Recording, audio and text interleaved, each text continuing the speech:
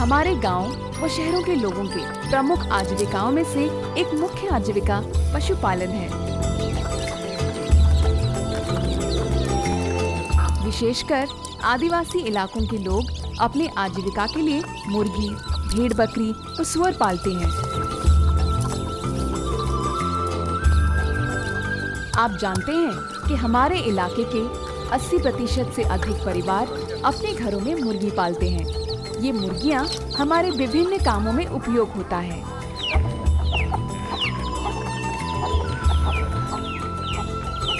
हमारे त्योहारों, शादियों में मुर्गियों की आवश्यकता रहती है। यदि कोई अतिथि घर में आता है तो मुर्गियों की जरूरत पड़ती है।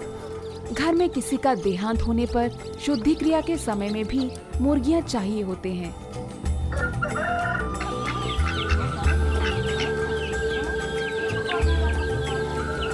अपनी आवश्यकताओं की पूर्ति के लिए हमारे एक परिवार को औसतन 25 से 45 मुर्गियों की जरूरत रहती है। यदि कभी पैसे की आवश्यकता पड़े तो मुर्गियों को बेचकर हम पैसे भी प्राप्त करते हैं।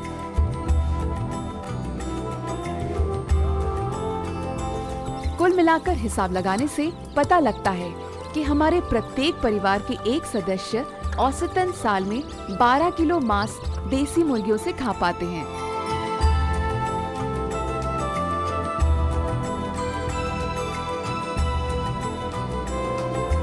क्योंकि हम अपने घर में ही मुर्गियां पालते हैं, इस कारण घर की माताओं को भी ये रोजगार का अवसर प्रदान करता है। हमारी माताएं इस पैसे का उपयोग विशेषकर अपने बच्चों के पढ़ाई के लिए उपयोग करती हैं।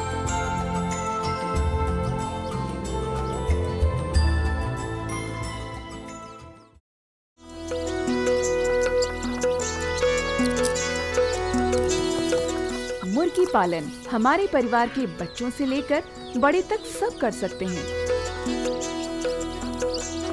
सबसे बड़ी बात ये है कि घरों में माताएं, बहू, बेटियां भी इसमें प्रमुख भूमिका निभाती हैं।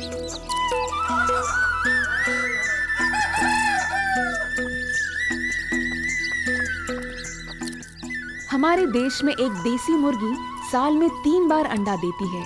प्रत्येक बार में वो 12 से 15 अंडे देती है। इसमें से हम लगभग 12 चूजे प्राप्त करते हैं। इनमें से 60% के हिसाब से 6 चूजे जिंदा रहकर बड़े होते हैं। इस हिसाब से एक मुर्गी से 22 मुर्गी प्राप्त होती है। आजकल के बाजार भाव को देखते हुए एक मुर्गी को 300 रुपए के हिसाब से बेचने पर कुल 6,600 रुपए मिलता है। यदि घर में 3 मुर्गियां हो तो आप आराम से कम 20,000 रुपए हर 1.5 साल में कमा सकते हैं। इससे स्पष्ट हो रहा है कि देसी मुर्गी पालन काफी लाभदायक है।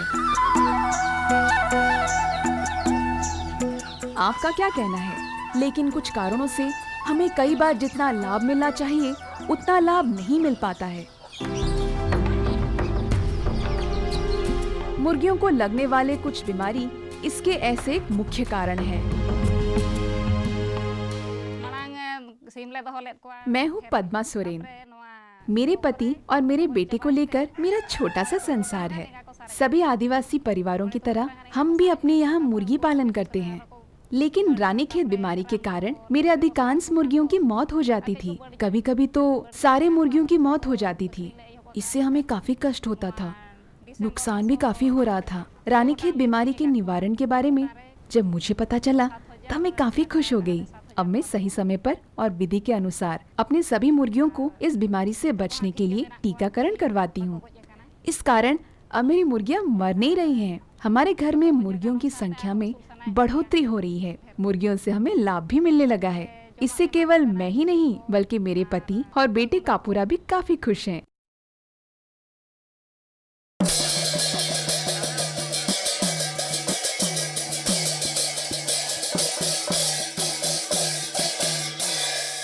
कुकुड़ा मानकर होची पोरे गोटिए रोग रानीखेत मरुड़ी, आउ गोटिए रोग होची कुर्मी रोग, आउ गोटिए रोग होची बसंत रोग। ये फाउल पॉक्स नामक इंजेक्शन टी देले ये कुकुड़ा मानकर बसंत रोग हब नहीं। ये लाशटा जदि कुकुड़ा मानकु दिया जाए ये कुकुड़ा मानकु आउ मरुड़ी रोग हब नाही ये आल्बेंडाजोल सिरप जदि कुकुड़ा मानकु दिया जाए ये कुकुड़ा मानकु तो कुर्मी रोग हब नाही। हमारी मुर्गियों की सबसे बड़ी वो भयंकर बीमारी है रानीखेत बीमारी। ये बीमारी विषाणु द्वारा फैलता है। इस बीमारी के लगने पर मुर्गियां खाना पीना छोड़ देती हैं, सुस्त हो जाती हैं, दस्त लग जाता है और ये लक्षण पाए जाने के 4-5 दिन के अंदर इनकी मौत हो जाती है। ये एक संक्रामक बीमारी है और शीघ्र ही एक गांव से दूसरे गांव में फैल जाता है। इस बीमारी के फैलने पर इलाके के 80% मुर्गियों की मौत हो जाती है। इस बीमारी के अलावा चेचक या पॉक्स एक बड़ी बीमारी है। चेचक या पॉक्स होने पर मुर्गियों के मुंह पर, मस्तक पर सूजन हो जाता है। मुर्गियों के मुंह के अंदर भी सूजन हो जाती है और इस कारण वे खाना तक नहीं खा पाते हैं। उनकी आंखों में भी खराबी आ जाती है। छोटी छोटी मुर्गियां इससे मर जाती हैं।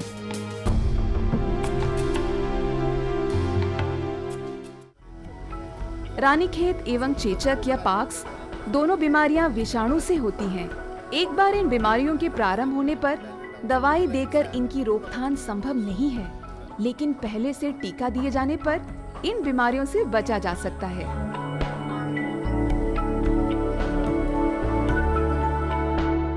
रानीखेत बीमारी के लिए बाजार में 2 प्रकार के टीका उपलब्ध हैं।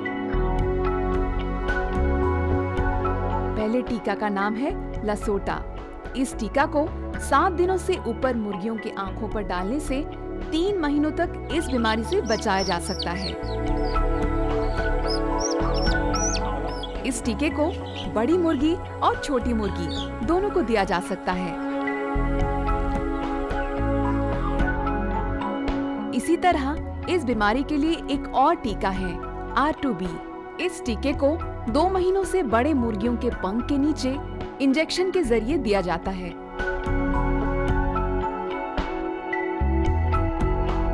इस टीके के इस्तेमाल के बाद 6 महीनों तक मुर्गियों को इस बीमारी से बचाया जा सकता है। इसी तरह चेचक या पॉक्स बीमारी के लिए चेचक या पॉक्स टीका दिया जाता है। इस टीके को 30 दिनों से बड़ी मुर्गियों को साल में 2 बार प्रदान करने पर इस बीमारी से बचाया जा सकता है। रानीखेत बीमारी का टीका हो या फिर चेचक या पॉक्स का टीका हो, एक चीज ध्यान में रखनी होगी कि टीकाकरण के 7 से 10 दिन पूर्व मुर्गियों के कृमि को खात्मा करने वाली टीका प्रदान काफी जरूरी है।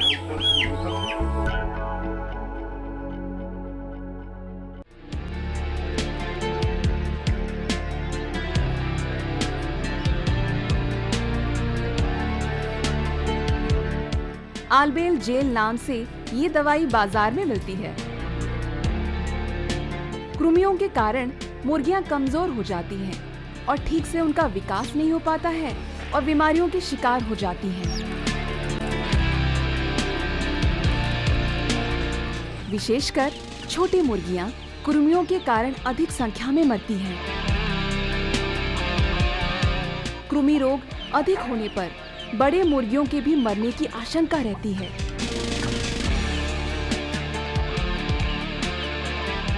इस कारण साल में 3 से 4 बार इस दवाई को देना जरूरी है।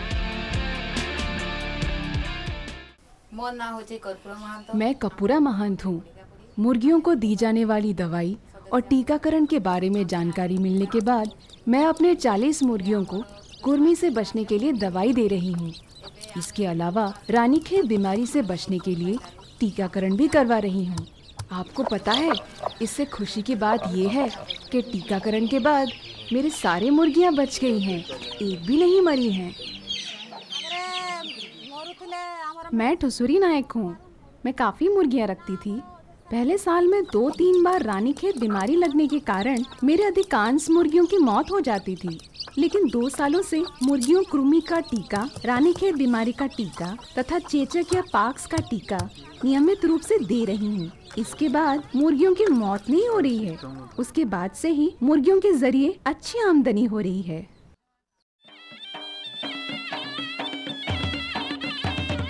मुर्गियों में बीमारी फैलने के समय हमें क्या करना है और क्या नहीं करना है, इस संबंध में जान लेना अत्यंत आवश्यक है। नई मुर्गियों को बाहर से नहीं खरीदनी चाहिए। बीमारी के शिकार हुए मुर्गियों से अन्य स्वस्थ मुर्गियों को अलग रखना है। बीमारी के समय अपनी मुर्गियों को बाहर ना छोड़ें। मुर्गियों को स्वच्छ जल पीने के लिए दें। प्रत्येक दिन मुर्गियों को पौष्टिक खाद्य दें। मुर्गियों को घर की सफाई कर चूना व राख आदि का इस्तेमाल करने से बीमारी के फैलने की संभावना कम हो जाती है। बीमारी के कारण मरने वाली मुर्गियों को बाहर ना फेंक के उन्हें फूंक दें या फिर मिट्टी के अंदर दबा दें।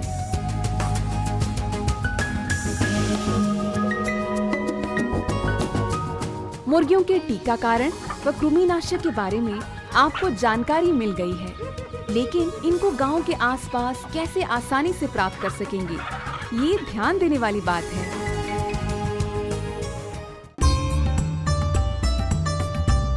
आमतौर पर सरकारी पशु चिकित्सालयों में कर्मचारियों की संख्या काफी कम होने के कारण हमारे इलाके में सब मुर्गियों का टीकाकरण करना उनके लिए संभव नहीं हो पाता है। इस समस्या को दूर करने के लिए गांव के स्तर से कुछ महिला एवं पुरुष को पशु स्वास्थ्य कर्मी CAWH के रूप में चुना गया है। इन स्वास्थ्य कर्मियों को बकरी व मुर्गियों के टीकाकरण, कृमि निवारण व प्राथमिक चिकित्सा का प्रशिक्षण प्रदान किया जाता है। स्वास्थ्य कर्मियों को मुर्गियों व बकरियों के घर का निर्माण, साफ सफाई की व्यवस्था, सुषम खाद्य व प्रजनन के संबंध आदि के प्रबंधन के बारे में प्रशिक्षण दिया जाता है। पशु स्वास्थ्य कर्मी गांव-गांव में घूमकर हमारी मुर्गियों का टीकाकरण करते हैं तथा कृमि से बचने वाली दवाइयां प्रदान करते हैं।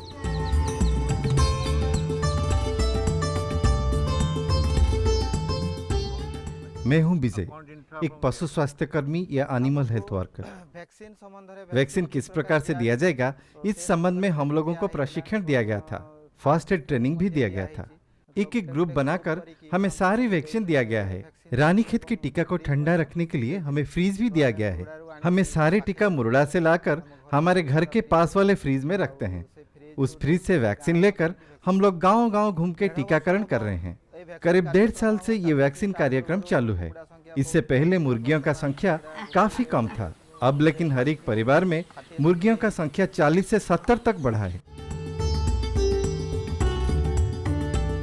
इन कर्मियों को उनके मेहनत व दवाई के बाबत प्रति मुर्गियों के हिसाब से कुछ मूल्य प्रदान किया जाता है। इस पारिश्रमिक राशि की मात्रा को किसान व पशु स्वास्थ्य कर्मी दोनों मिलकर तय करते हैं। ये तो हुआ मुर्गियों को लगने वाली बीमारी व टीकाकरण की बात। देसी मुर्गी पालने में अन्य कुछ बिंदुओं पर भी ध्यान देने की आवश्यकता है।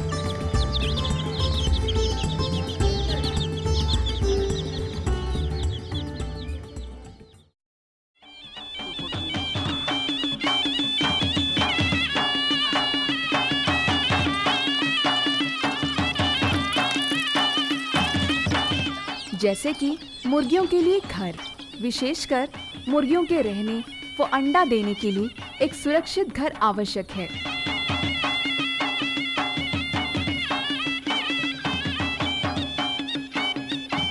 हमारे आसपास के मिट्टी, लकड़ी, बांस, झाड़ियाँ आदि से मुर्गियों के लिए काफी कम खर्चा पर बढ़िया घर बनाया जा सकता है। इस घर के अंदर हवा कैसे ठीक से आ सकती है, इस पर भी ध्यान देने की आवश्यकता है।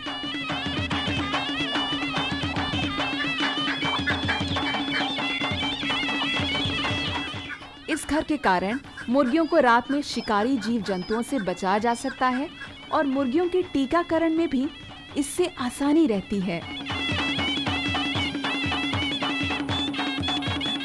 इसके अलावा इस घर के कारण मुर्गियां इधर उधर अंडा देने के बजाय एक ही स्थान पर अंडा देती हैं।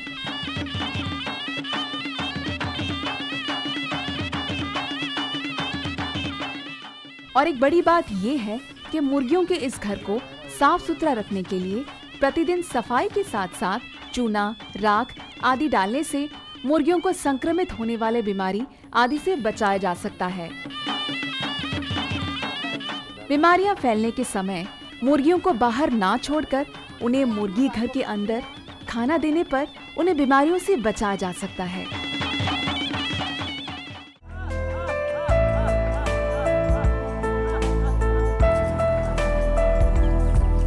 मुर्गियां द्वारा सेंकने के समय हमें कुछ बातें याद करने की आवश्यकता है। गर्मी के दिन में मुर्गी अगर सेंकती है तो काफी अंडों के खराब होने की आशंका रहती है।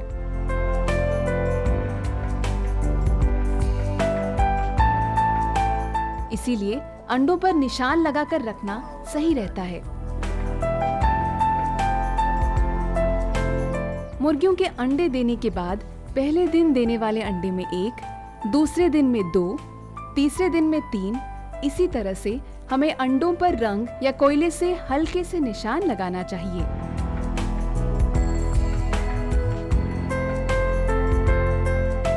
मुर्गियों द्वारा अंडा सेकने के समय होने पर पहले 5 दिनों के अंडों को अलग करके उन्हें हमें खा लेनी चाहिए या फिर उनका इस्तेमाल करना चाहिए। छठे दिन से अंडों को बालू के ऊपर या फिर किसी ठंड वाले स्थान पर रखकर मुर्गियों को सेकने की व्यवस्था करने पर अंडों के नष्ट होने की आशंका नहीं रहती है। इससे हमें लगभग सभी अंडों से चूजे मिलते हैं।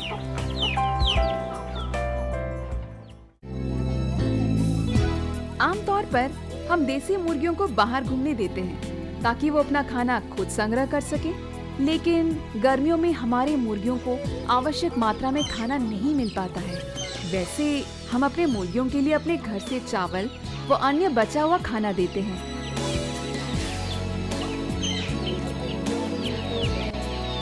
यदि हम इनके अलावा मुर्गियों के लिए संतुलित आहार का इंतजाम करेंगे, तब हमारे मुर्गियों में ठीक से बढ़ने के साथ साथ उनके बीमारी से मुकाबला करने की शक्ति भी बढ़ेगी और मुर्गियों की मृत्यु की संख्या भी घटेगी।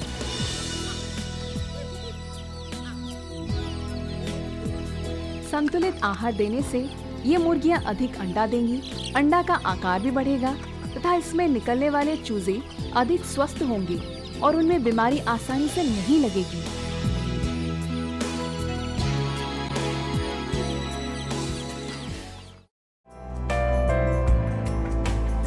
अब चलिए जानते हैं हम मुर्गियों को कैसे कम खर्च पर सुषम खाद्य दे सकते हैं।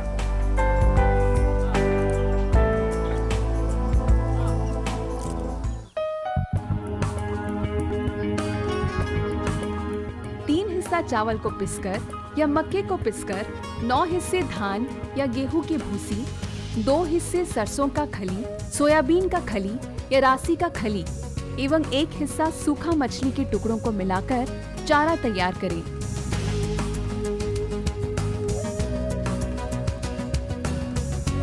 इस चारा प्रस्तुत करते समय बादाम खली को बिल्कुल इस्तेमाल न करें। इसे एक बड़ी मुर्गी को 1 से 2 मुट्ठी तक खिलाने से मुर्गियों का ठीक से विकास होगा। हमारे घर के बगीचे में मिलने वाले साग, कलम व अन्य भाजी को छोटे छोटे हिस्से में काटकर चारा में मिलाकर खाने के लिए देना मुर्गियों के लिए अच्छा रहता है।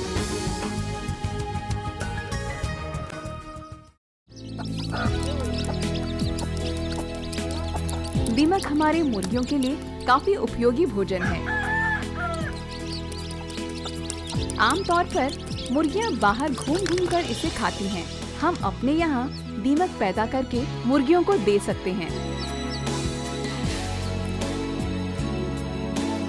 एक पुराने मिट्टी के बर्तन में कुछ लकड़ी के टुकड़े, पुराने बोरे के टुकड़े, फटे हुए कपड़े के टुकड़े, सूखा गोबर, पाड़ा हुआ कागज, सूखे पत्ते आदि को डालें। इसमें दीमक के एक ढेर को भी डालें। इनमें थोड़ा सा पानी का सिंचन करें। छाव के इलाके में इस पात्र को उल्टा इस ढंग में रखें जैसे इसके अंदर हवा आ सके। इस तरह से 1 सप्ताह रखने पर इस पात्र के अंदर दीमक का उत्पादन हो जाएगा।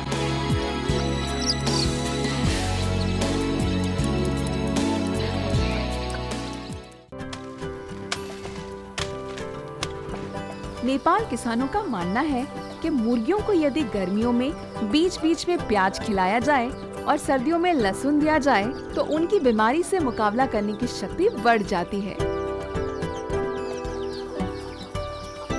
इस कारण प्याज को छोटा छोटा काटकर दाने में मिलाकर मुर्गियों को खिलाना चाहिए।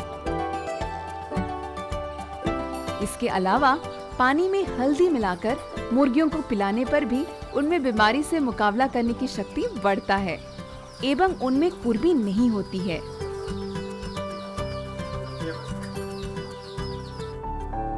आसपास के तालाब आदि के पानी में जमने वाले गाद को ओजोला कहा जाता है। ओजोला मुर्गियों, बकरियों व गाय के लिए अच्छा भोजन है। इन ओजोला को इकट्ठा कर उनमें धूप में सुखाने के बाद इन्हें बारीक टुकड़े कीजिए।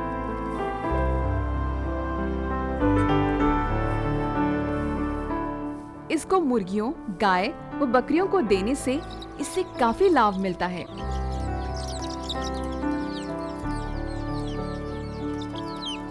अपने घर के आंगन में गड्ढा खोदकर उसमें पानी रखकर हम ओजेला की खेती भी कर सकते हैं। ओजेला से मिला हुआ दाना मुर्गियों को देने से उनका विकास ठीक ढंग से होता है और उनमें बीमारी के मुकाबला करने की शक्ति बढ़ती है तथा मुर्गियां अच्छे अंडा भी देती हैं।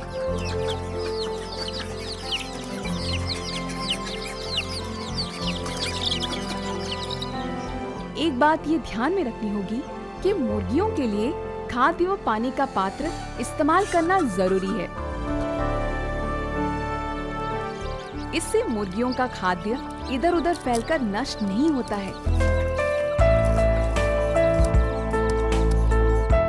पानी पात्र के इस्तेमाल के कारण मुर्गियों को पानी का स्वच्छ पानी भी मिलता है।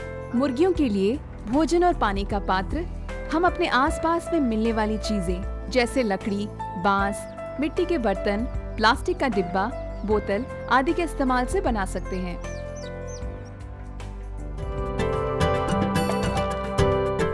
मैं हूँ निर्मला। मैं अपने घर पर हमेशा मुर्गी पालन करती आ रही हूँ। पहले मैं साधारण तरीके से मुर्गियों को पाल रही थी। इस कारण मुझे कुछ खास आमदनी नहीं मिल रहा था। रानीखेत की बीमारी के कारण हर साल अनेक मुर्गियों की मौत हो जाती थी। अब कुछ 2-3 साल पहले मैंने मुर्गी पालन की आदर्श वो सही विधि, जिसको आपने अभी फिल्म के माध्यम से देखा और सुना, उसे मैं अपना रही हूँ। मैंने अपने मुर्गियों के लिए सुरक्षित घर बनाया है। इस घर को मैं हमेशा साफ सुथरा रख रही हूँ। अब मैं मुर्गियों को सही खाना और साफ पानी दे रही हूँ। अंडों को मैं ध्यान पूर्वक रखती हूँ। सबसे बड़ी बात ये है कि मैं अपने मुर्गियों के नियम के अनुसार तथा सही समय पर रानीखेत बीमारी का टीकाकरण करवाती हूँ। चेचक या पॉक्स टीका और कृमि बीमारी की दवाइयाँ भी देती हूँ। आप देख रहे हैं ना, ये सब करने के बाद मेरी मुर्गियाँ कितनी जल्दी बढ़ रही हैं। पहले जहाँ मेरे 6-7 मुर्गियाँ हो जाती थी, अब मुझे साल में 80 से अधिक मुर्गियाँ मिल रही हैं। पिछले 2 सालों में मुर्गी पालन से मैंने लगभग 2.5 लाख नेपाली रुपए कमाया है। इन पैसों से मैं अपने बच्चों के पढ़ाई से लेकर अनेक अन्य काम में लगा रही हूँ। आपको पता है, पहले मेरी एक कुटिया थी, लेकिन जो बड़ा घर आज आप देख रहे हैं, उसे बनाने में मुर्गियों के पैसे ने मेरी सहायता की है। यदि आप भी मुर्गियां पालन की सही विधि को अपनाने के साथ साथ टीकाकरण करवाएंगे तो आप भी मेरे जैसे लाभ कमा सकते हैं। देसी मुर्गियों के पालन के संबंध में आपने अनेक बातें सुनी। मुझे उम्मीद है कि आप सबने इसे ध्यान पूर्वक सुना होगा। तो फिर आइए देसी मुर्गियों के पालन से संबंधित प्रमुख बातों को फिर से एक बार याद करते हैं। मुर्गियों को रानीखेत की बीमारी से बचाने के लिए नियमित टीकाकरण कीजिए। चेचक या पॉक्स बीमारी से सुरक्षा के लिए साल में 2 बार मुर्गियों का वसंत टीकाकरण जरूर कीजिए। कुर्मी से मुर्गियों को बचाने के लिए उन्हें साल में 3-4 बार कुर्मीनाशक दवाई प्रदान करें। मुर्गियों के लिए एक सुरक्षित घर का निर्माण करें। मुर्गियों के घर का नियमित सफाई कीजिए। घर पर तैयार कर मुर्गियों को प्रतिदिन कुछ खाना या दाना दें। मुर्गियों को स्वच्छ जल पीने के लिए दें। अंडों को साफ और शीतल स्थान में रखें ताकि वे गर्मी में खराब ना हो जाएं।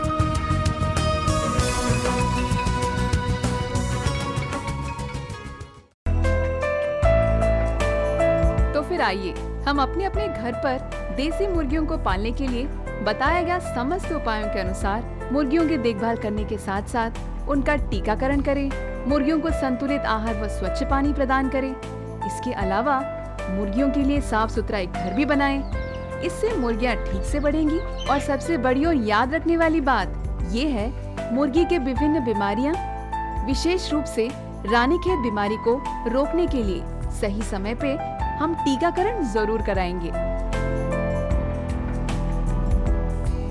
इससे मुर्गियां ठीक से बढ़ेंगी और हमें भी सुषम खाद्य के अलावा बहुत अच्छे पैसे भी प्राप्त होंगे।